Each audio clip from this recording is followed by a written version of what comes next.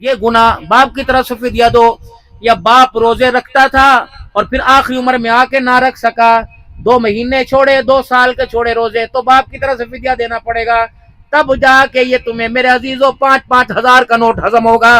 وگرنہ میرے عزیزو اللہ اکبر، 5,000 کا نوٹ تو کا قیامت کے دن وراثت کے 10 روپے کا بھی مالک کے دربار میں حساب دینا پڑے گا۔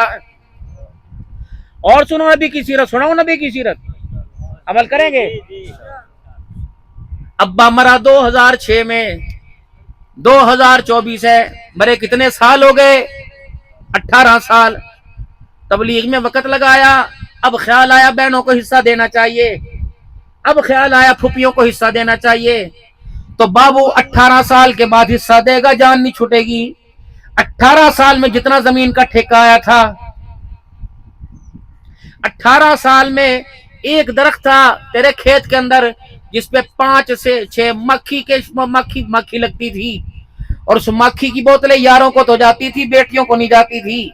اس مکھی کی بوتلیں عبدالحنان کو تو ہدیہ ہوتی تھی، بہن کو ہدیہ نہیں ہوتی تھی۔ او بابو، جتنی مکھی کھائی، جتنی بیچی، اس کا بھی حصہ بہنوں کو دینا پڑے گا۔ اور جتنا 18 سال ٹھیکہ آیا، اگر ہر سال میرے عزیزو 5 لاکھ ٹھیکہ آیا تو اس ٹھیکے کا حساب لینا پڑے گا۔ جان کوئی نہیں چھڑنی، ساڑی بہنا سنو معاف کرتا، جان کوئی نہیں چھڑنی بابو۔ تم نے بہن کو مالک ہی نہیں بنایا، وہ ہوتی کون ہے معاف کرنے والی؟ مالک ہی نہیں بنایا۔ یہ گھڑی بھائی نے مجھے دے دی، یہ میری ملکیت ہوگی، جب میرے ہاتھ میں، میری ملکیت میں، میرے انڈر آ گئی، میری گرفت میں آ گئی، اب میں اس کو توڑوں، گھر لے جاؤں، بچے کو دوں، میری مرضی۔ ایک دی نہیں، وہ مالک ہی نہیں بنی، وہ کیسے تقسیم کرے گی؟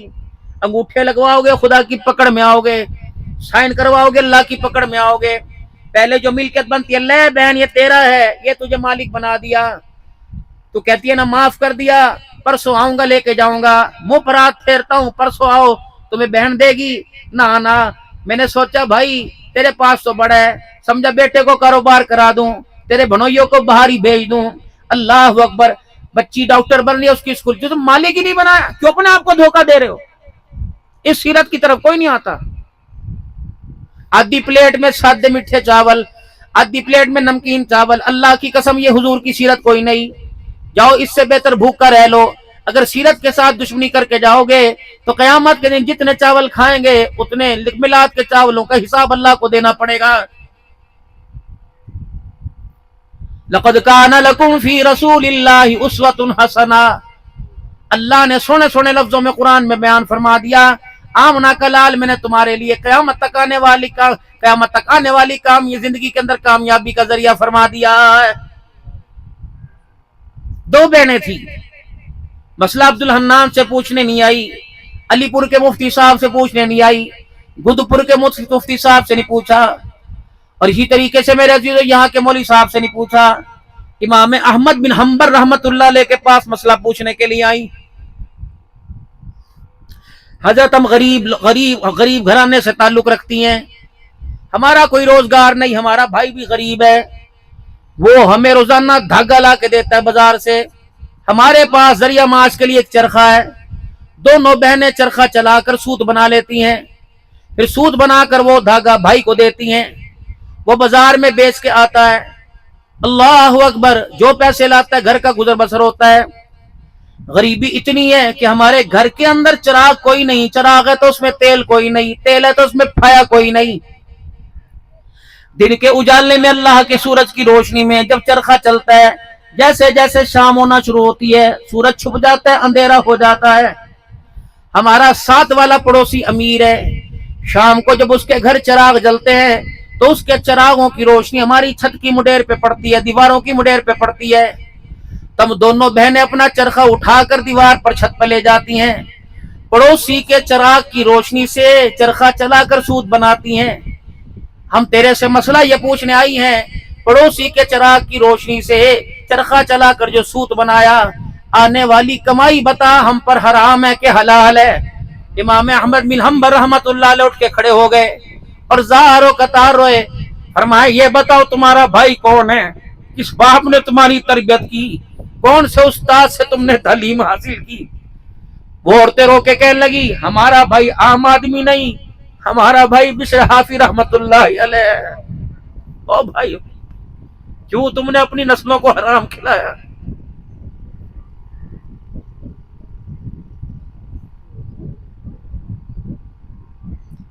तुम्हारी नस्लें, तुम्हारे बच्चे, तुम्हारी बच्चियां, तुम्हें तरस क्यों नहीं आता?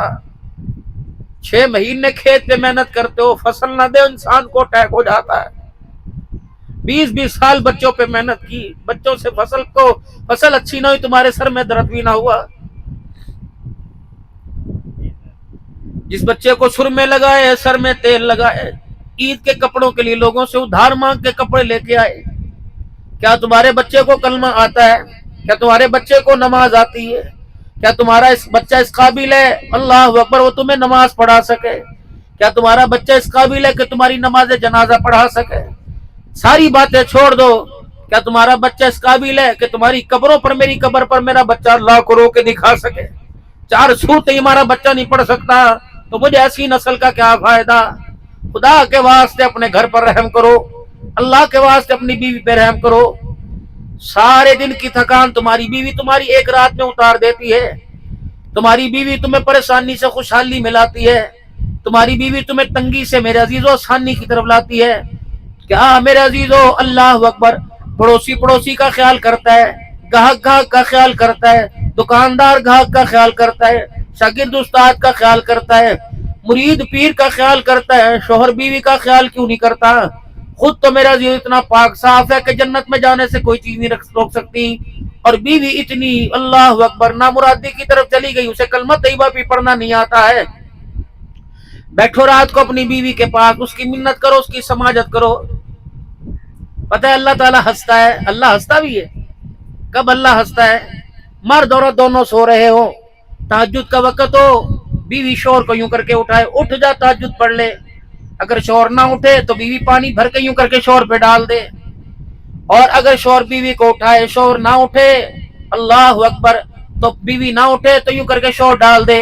फरमाया जब बीवी मर्द पर तहज्जुद की नमाज में उठाने के लिए पानी डालती है, अल्लाह इस मंजर को जमीन पर देखकर आसमानों पर हंसने लग जाता है। मेरे मोहतरम दोस्तों, बुजुर्गों, मिन्नत करो, मिन्नत करो, पैर दबाया करो खुदा के वास्ते। इसके पैर, अगर अब्दुल हन्नान के पैर दबाना सवाब है, तो शोर बीवी की खिदमत करे, बीवी शोर की खिदमत करे। अगर वो तेरे लिए अपना पेट फड़वा सकती है, अगर उसके सर में दर्द हो तो तू सर पे 2 हाथ क्यों नहीं लगा सकता?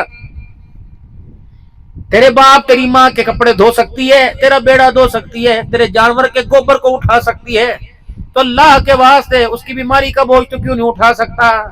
सारी सारी रात लज्जतें ले, 10-10 बच्चों की माँ बनाए। इतना तो हक है कि तेरे अंदर इतना तो जज्बा होना चाहिए, उसे रोती हुए को हंसा दे। हमारे यहाँ अगर किसी ने रुलाया तो और रुला देते हैं, और मार, यदि मानो, और कस, और मार। किसको मार रहे हो? अल्लाह की कसम, इसका वकील अल्लाह है, इसका वकील अल्लाह है, इसका वकील अल्लाह है। क़यामत के दिन ये रोती हुई आएगी, अल्लाह से फरमाएंगे तुझे किसने रुलाया? मैंने रुलाया? नहीं नहीं। भूख ने रुलाया? नहीं नहीं। पैसे ने रुलाया? नहीं नहीं। बीमारी ने रुलाया? नहीं। किसने रुलाया? अल्लाह, इसने मुझे रुलाया। इसने सारा दिन मैं गर्मी के अंदर इसके लिए करती थी, खुद सूखी खाती से ताजी पका के देती, इसने एक भी मुठ्ठा बोल मुंह से नहीं बोला। माँ कहती हो लोगों, वयुअल्लिमुहुमुल किताब वल हिकमत वयुज़क्कीहिम का पैकर बन के आया, लेकिन साथ साथ इंसानियत का जज्बा लेके आया। हमारी माएँ कहती हैं घर के अंदर आते, और कहाँ सारे नबियों का सरदार, खत्म नबूवत का ताजदार, कहाँ घर के अंदर झाड़ू दे रहा है, कहाँ बकरियों का दूध दू रहा है, बकरियों का दूध दो रहे हैं, और कहाँ रोटियां पका रहे हैं, कहाँ अपने कपड़ों को धो रहे हैं, कहाँ जूता टूट जाए अपने कपड़ों को सी रहे हैं। मेरे भाइयों, अगर मेरे अजीजों तबलीग के जायके चखना ये मिजाज नबूवत है, तो घर का काम करना भी मिजाज नबूवत है।